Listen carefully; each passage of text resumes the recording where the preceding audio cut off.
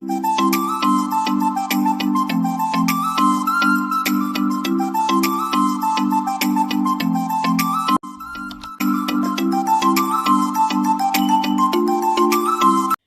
बच्चों। अब तक हम लोगों ने कुछ व्याकरणों को पढ़ लिया है, जिसमें रस है, वाक्य के भेद हैं, मुहावरे हैं, वाक्य शुद्धिकरण है। अब हम अपने शब्द संपदा की तरफ चलते हैं, जिसमें उपसर्ग, प्रत्यय और बहुत सारे व्याकरण हैं। तो आज हम उपसर्ग को देख लेते हैं। उपसर्ग आपको पता है, आप बचपन से इसे पढ़ते आए हैं, फिर भी मैं यहाँ पर आपको पूरी जानकारी दे देती हूँ। ऐसे शब्दांश जो मूल शब्दों से पहले जुड़कर नए शब्द की रचना करते हैं तथा उसके अर्थ में विशेषता या परिवर्तन उत्पन्न करते हैं, उन्हें उपसर्ग कहा जाता है।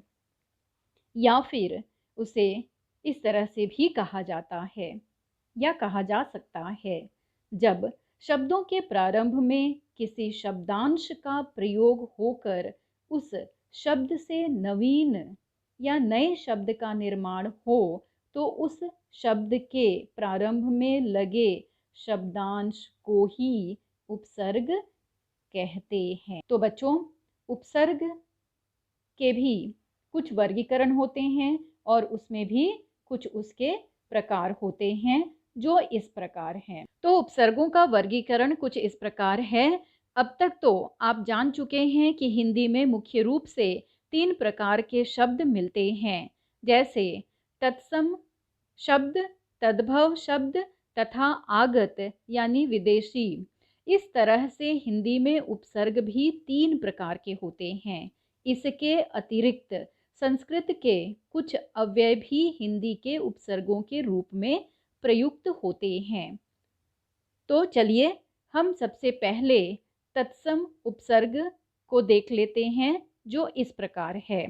तत्सम उपसर्ग में उपसर्ग, अर्थ और शब्द, ये तीनों की जानकारी यहाँ पर मैं बता रही हूँ। जैसे उपसर्ग अधि है तो उसका अर्थ ऊपर होगा और पूरा शब्द जो है इस तरह से होगा, जैसे अधिपति, अध्यादेश, अधिनायक, अधिकार इत्यादि। वैसे ही अनु उपसर्ग है, इसका अर्थ पीछे समान है। शब्द अनुरोध, अनुरूप, अनुज, अनुमान, अनुशासन, अनुकूल, अनुचर, अनुसार इत्यादि होता है। अप बुरा या बिना। शब्द अपमान, अपशकुन, अपहरण, अव्यय, अपशब्द, अपकीर्ति इत्यादि है। उपसर्ग अति, अर्थ अधिक। शब्द अत्याचार, अत्यधिक, अत्युत्तम, अतिरिक्त आदि है। उपसर्ग अभि और अर्थ है सामने। शब्द इस प्रकार है: अभिलाषा, अभिनय, अभिशप्त, अभियान, अभ्यागत, अभिमान इत्यादि। आ अर्थ तक या समेत। आजीवन, आकर्षण, आरक्षण, आहार, आजन्मा इत्यादि ये सारे शब्द हैं। उप अर्थ निकट या छोटा। शब्द उपवन, उपमंत्री, उपग्रह, उपचार, उपसंहार, उपकार इत्यादि है। परा, परा उपसर्ग है, उसका अर्थ नाश या विपरीत होता है। शब्द इसका परामर्श, पराजय, परास्त, पराक्रम, पराधीन जैसे शब्दों का उपयोग किया जाता है। ठीक उसी तरह से कुछ अन्य शब्द भी हैं, जैसे दुस, दुर, इसका अर्थ कठिनाई हो जाएगा। शब्द भी इस तरह से है: दुस्साहस, दुर्गति, दुर्भाग्य, दुर्दशा। कुछ और ऐसे ही शब्द आप खोजिए और लिखिए। फिर भी आपके लिए कुछ शब्दों को मैंने आपके स्क्रीन पर लिख दिया है, कहीं और ढूंढने की आवश्यकता आपको नहीं पड़ेगी। फिर भी इसके अलावा भी आप कुछ शब्दों को ढूंढकर अपने नोटबुक में लिख सकते हैं। अब हम संस्कृत के कुछ अव्यय हैं, उसे भी देख लेते हैं। जैसे उपसर्ग ओ है, अर्थ इसका अभाव होता है। शब्द जो है अकाल, असुंदर, अहिंसा, अभाव, अज्ञान, असाध्य इत्यादि होता है। उपसर्ग अंतः, अर्थ अंदर, अंतर्राष्ट्रीय, अंतर्मन, अंतरात्मा, अंतर्देशीय आदि हैं। अधः नीचे या फिर अर्थात होता है। अधोपतन, अधोमुखी, अधोगति इत्यादि इन सारे शब्दों से आप सभी भली भांति परिचित हैं। चलते हैं अपने तीसरे प्रकार की तरफ, जो इस प्रकार है। तद्भव उपसर्ग। उपसर्ग अ या अन, इसका अर्थ होता है अभाव और शब्द होता है अनमोल, अनपढ़, अछूत, अचेत, अनबन इत्यादि। उन उपसर्ग का अर्थ है कम। शब्द 39, 49, 59। यहाँ पर आपने ध्यान दिया है कि 40 में एक कम यानी 39, वैसे ही 50 में एक कम 49, 60 में एक कम 59। ठीक है। सु, उपसर्ग यहाँ पर सु है और इसका अर्थ है अच्छा। शब्द सुजान, सुघड़, सुपुत्र इत्यादि। नि, रहित, अर्थ इसका रहित है। निकम्मा, निडर, निहत्था आदि। अध, आधा, अध कचरा, अध पका आदि। बिन, बिना, बिन मांगे, बिन खाए, बिन जाने, बिन ब्याही इत्यादि। चौ यानी चार। चौकन्ना, चौमासा, चौपाई, चौराहा इत्यादि होता है।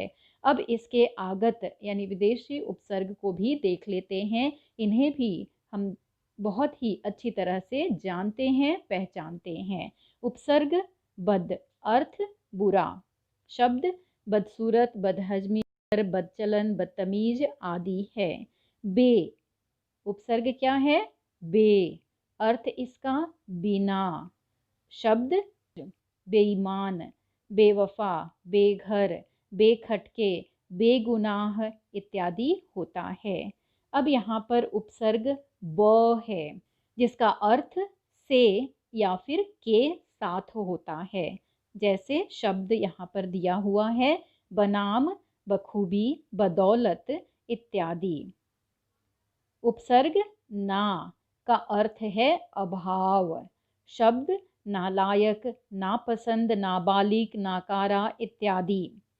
उपसर्ग गैर, इसका अर्थ है भिन्न। शब्द गैर हाजिर, गैर सरकारी, गैर जिम्मेदार, गैर जरूरी, गैर कानूनी इत्यादि। हम, उपसर्ग क्या है? हम, इसका अर्थ साथ होता है। इसके शब्द को हम देखेंगे। हम शक्ल, हम दर्द, हम उम्र, हम राज, हम वतन, हम नाम इत्यादि। और भी कुछ उपसर्ग, उसके अर्थ और उसके शब्दों को मैंने यहाँ पर आपके लिए स्क्रीन पर लिख दिया है। बच्चों, यहाँ पर ये सारे शब्द हमारी जुबान पर ऐसे घुले मिले हैं कि हमें पता ही नहीं चलता है कि ये शब्द कहीं बाहर से आए हैं। ठीक है, मुझे लग रहा है या मैं उम्मीद करती हूँ कि आपको ये उपसर्ग समझ में आ गया होगा। वैसे तो आप इसे बचपन से ही समझते आए हैं, लेकिन फिर भी आज यहाँ पर और अच्छी तरह से समझ पाए होंगे। बच्चों, हम अपने शब्द संपदा को आगे बढ़ाते हुए प्रत्यय की तरफ चलते हैं, जो इस प्रकार है। जो शब्दांश शब्द या धातु के अंत में जुड़कर नवीन शब्द का निर्माण करते हैं तथा शब्द के अर्थ में परिवर्तन करते हैं, उन्हें प्रत्यय कहते हैं। जैसे सुंदर, सुंदर ये विशेषण है और इसमें ता को जोड़ देंगे तो सुंदरता शब्द हो जाएगा। तो सुंदर विशेषण हो गया, ता प्रत्यय हो गया और इन दोनों से मिलकर जो शब्द बना है वो आपका नवीन शब्द हो गया। ठीक है। वैसे ही क्रोध, क्रोध क्या है? भाववाचक संज्ञा है। इसमें इत प्रत्यय जोड़ेंगे तो शब्द आपका क्रोधित बन जाएगा। ठीक है। और एक शब्द को देख लेते हैं, भारत। भारत यह संज्ञा है। भारत और ई प्रत्यय को जोड़ने के बाद भारतीय शब्द जो बनेगा वो हमारा नवीन शब्द होगा, यानी ये विशेषण शब्द है। वैसे तो हिंदी में अनेक प्रत्यय होते हैं। संज्ञा, सर्वनाम, विशेषण तथा क्रिया के विभिन्न रूपों की रचना प्रत्ययों के प्रयोग से होती है और कुछ प्रत्यय धातुओं के अंत में भी लगते हैं। प्रत्यय के भेद कुछ इस प्रकार हैं। प्रत्यय के दो भेद होते हैं, कृत प्रत्यय या कृदंत प्रत्यय, दूसरा तद्धित प्रत्यय। इन दोनों प्रत्ययों को भी हम देख लेते हैं, क्योंकि इसे भी हमें पढ़ना है, समझना है। ये हमारी पाठ्य पुस्तक में शब्द संपदा के रूप में आए हैं। कृदंत प्रत्यय की परिभाषा कुछ इस प्रकार है, जो प्रत्यय क्रियाओं के अंत में जोड़े जाते हैं उन्हें कृदंत प्रत्यय कहते हैं। अथवा इसे इस तरह से भी कह सकते हैं, जो प्रत्यय धातुओं के अंत में जुड़कर नए शब्दों का निर्माण करते हैं उन्हें कृत या कृदंत प्रत्यय कहते हैं। जैसे भटकना और आव। अब भटकना में आव जोड़ेंगे तो शब्द बनेगा भटकाव। यहाँ पर क्रिया क्या है? भटकना, और इसमें आव जोड़ दिया गया है तो ये भटकाव हो जाएगा। बच्चों, आपको इसे बहुत ध्यान से समझना है। अक्सर बच्चे यहीं पर गलतियां करते हैं और अपने मार्क्स को गंवा बैठते हैं। ठीक है, अब आगे अपने शब्द की तरफ चलते हैं। जैसे घबराना। घबराना में आहट जुड़ जाएगा तो आपका नया शब्द घबराहट बनेगा। ठीक है, गाना में वाला जोड़ा गया है तो गाने वाला हो जाएगा। उड़ना में आन जोड़ दिया जाएगा तो यहाँ पर उड़ान शब्द हो जाएगा। तो बच्चों, यहाँ पर आव, आहट, वाला और आन कृदंत प्रत्यय हैं। इसके कुछ और उदाहरण को भी देख लीजिए, आपके स्क्रीन पर मैंने लिख दिया है। ठीक है, तो चलिए अब हम तद्धित प्रत्यय को भी देख लेते हैं। तो तद्धित प्रत्यय की परिभाषा इस प्रकार है, जो प्रत्यय संज्ञा, सर्वनाम या विशेषण के अंत में जोड़े जाते हैं उन्हें तद्धित प्रत्यय कहते हैं। इसे इस तरह से भी कहा जाता है या कहा जा सकता है, ये प्रत्यय संज्ञा, सर्वनाम या विशेषण के अंत में लगकर नए शब्द बनाते हैं। मानव में ता तद्धित प्रत्यय जुड़ जाएगा तो मानवता होगा। सुंदर में य प्रत्यय जुड़ेगा तो सौंदर्य होगा। बच्चा में पन प्रत्यय जुड़ेगा तो बचपन होगा। अपना में त्व प्रत्यय जुड़ेगा तो अपनत्व होगा। ठीक उसी तरह से चतुर में आई तद्धित प्रत्यय जुड़ जाएगा तो चतुराई हो जाएगा। तो बच्चों, यहाँ पर ता, य, पन, त्व और आई ये सब तद्धित प्रत्यय हैं।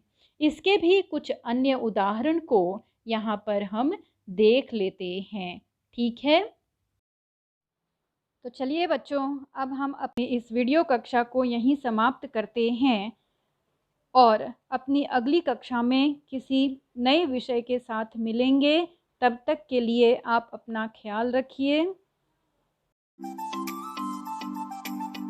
मेरे द्वारा पाठ्य पुस्तक के किसी और पाठ का वीडियो देखना या सुनना चाहते हैं तो मेरे इस चैनल को सब्सक्राइब कर दीजिएगा और बेल आइकन पर भी क्लिक कर दीजिएगा ताकि आपको नोटिफिकेशन मिल सके और आप इसका उचित लाभ प्राप्त कर सकें। धन्यवाद।